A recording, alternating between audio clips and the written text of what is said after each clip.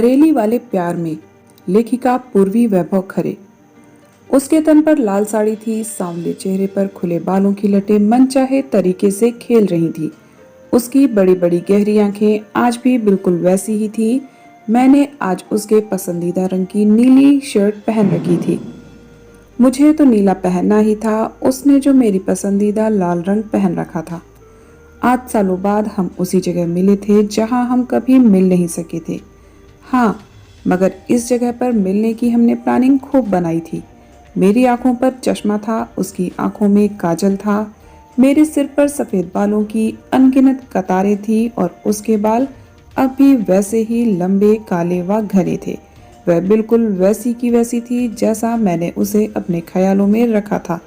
शायद सच ही कहते हैं लोग कि प्रेमिकाएं कभी बूढ़ी नहीं होती, या यह भी तो कहा जा सकता है कि प्रेमी की नजरें उन्हें कभी बूढ़ा होने नहीं देती।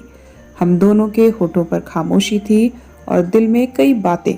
हमें मिलना नहीं चाहिए था, लेकिन हम फिर भी मिले। यह वही सपनों वाली जगह थी जिस जगह मिलने के हम दोनों ने कभी सपने देखे थे। शहर से लगभग 20 किलोमीटर दूर बना कुंजनवन। कुंजनवन शुरुआत से शहर के प्रेमी प्रेमिकाओं का मिलन स्थल रहा है और आज हम गुजरे जमाने के प्रेमी जोड़े भी वहीं मिले थे।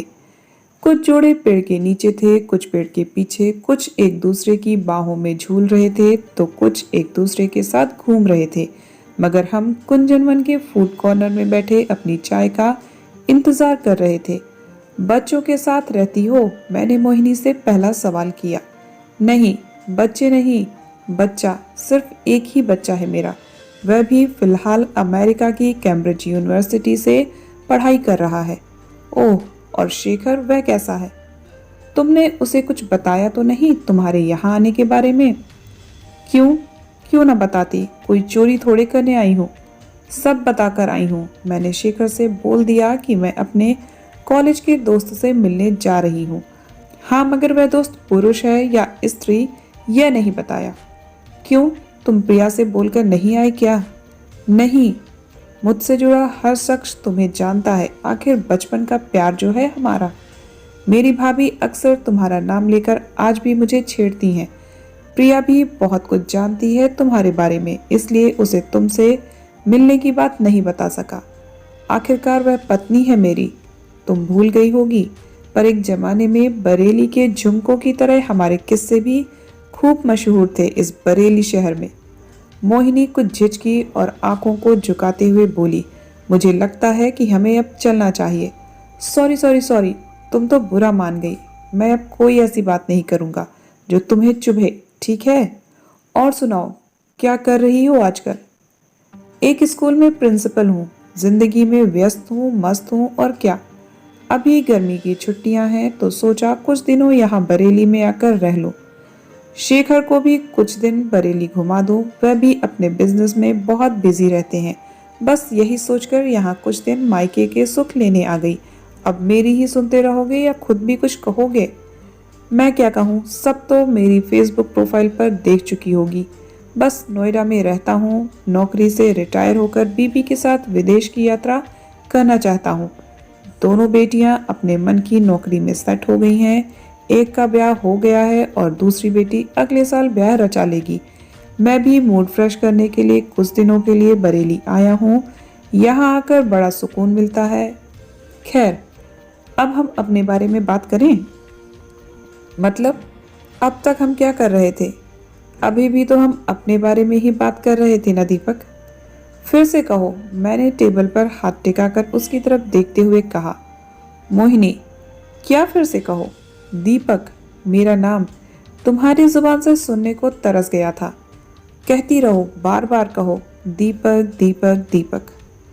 तुम पागल हो। एक तो तुमने जिद करके मुझे यहाँ बुलाया और अब इस उम्र में ऐसी छिछोरी हरकतें कर रहे हो। मैं जा रही हूँ। यहाँ सिर्फ अपने पुराने दोस्त से मिलने आई थी, पुराने प्रेमी से नहीं। क्या कहा, फिर से कहो। पुराना प्रेमी? कितना अच्छा लगा मुझे यह सुनकर। मैं शब्दों में बयां नहीं कर सकता मोहिनी। तो मत करो, भूल हो गई मुझसे जो तुमसे मिलने आ गई। यह कहती हुई मोहिनी एग्जिट की तरफ चल दी और मैं तभी घुटनों के बल बैठ के उसे रोकता हुआ बोला, चली जाओगी, फिर कभी लौटकर ना आने को चली जाओगी? जाओ, सब तुम्हारी मर्जी है। हमारा प्यार कभी मुकम्मल ना हो सका, हम एक जाति के नहीं थे। तुमने अलग होने को कहा और मैं तुमसे अलग हो गया। हम चाहते तो हिम्मत दिखा सकते थे, पर तुमने घर परिवार का वास्ता देकर रोक लिया था। आज जो इतनी मुश्किल से घड़ी दो घड़ी को मिली हो, इसमें भी रूठ कर जा रही हो।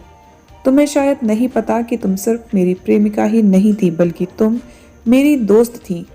तुम मेरी मार्गदर्शक थी, तुम मेरी जान थी मोहिनी। आज मैं तुमसे मिलकर सिर्फ पुराने दिनों को याद करना चाहता था, तुम्हारी जिंदगी को पढ़ना चाहता था। क्या तुम अपनी पुरानी सहेलियों से अब नहीं मिलती? तो मुझसे मिलने में तुम्हें कैसी झिझक है? अच्छे दोस्त की तरह हम क्यों नहीं मिल सकते? बस कुछ पल मेरे पास बैठकर बातें कर लो, फिर चली जाना हमेशा के लिए।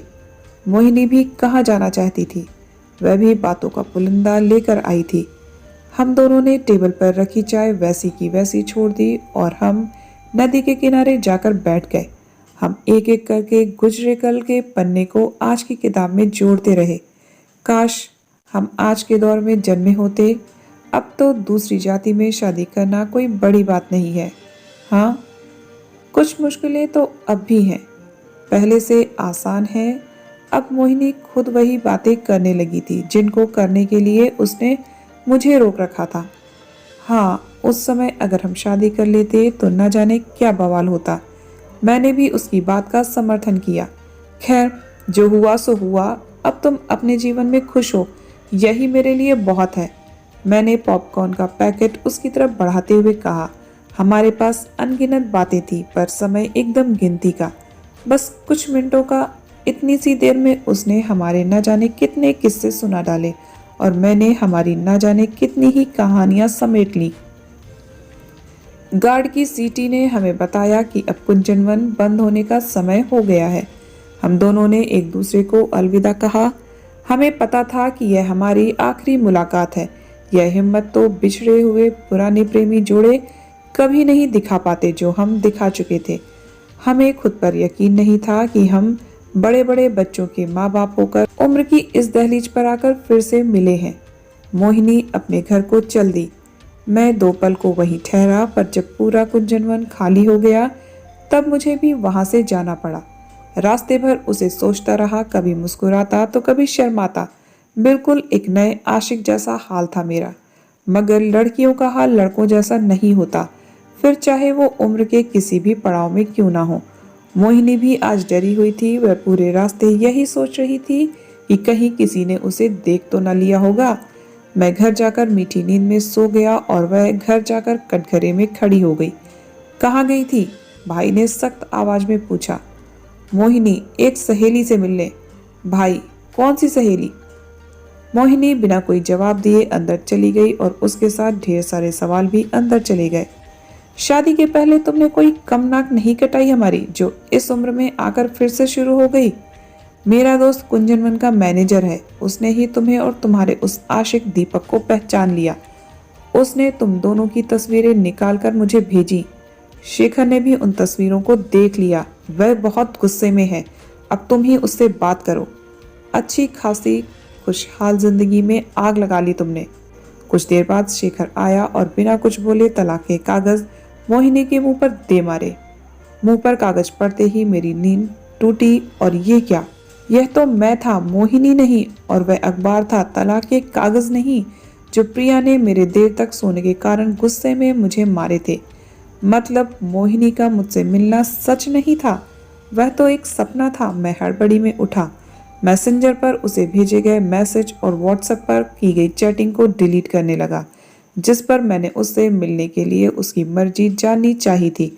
उसका स्टेटस देखकर मुझे पता चल गया था कि वह बरेली में है, इसलिए उससे मिलने का मोह मेरे अंदर जाग गया था। मेरे मन में उसके लिए अब कोई ऐसी वैसी भावना नहीं थी। मैं तो बस एक पुराने बिछड़े हुए अपने किसी अजीज दोस्त की तरह उससे मिलना चाहता था। पर आज के सपने ने मुझे बुरी तरह डरा दिया था।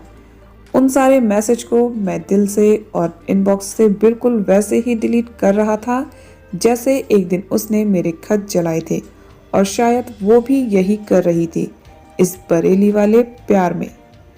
तो दोस्तों, आपको ये कहानी कैसी लगी कमेंट करके ज़रूर बताइएगा। इसी तरह की ढेर सारी कहानियां सुनने के लिए चैनल को सब्सक्राइब ज़रूर कर लीजिएगा। मिलते हैं नेक्स्ट वीडियो में एक और नई मज़ेदार कहानी के साथ। Till then bye bye, take care.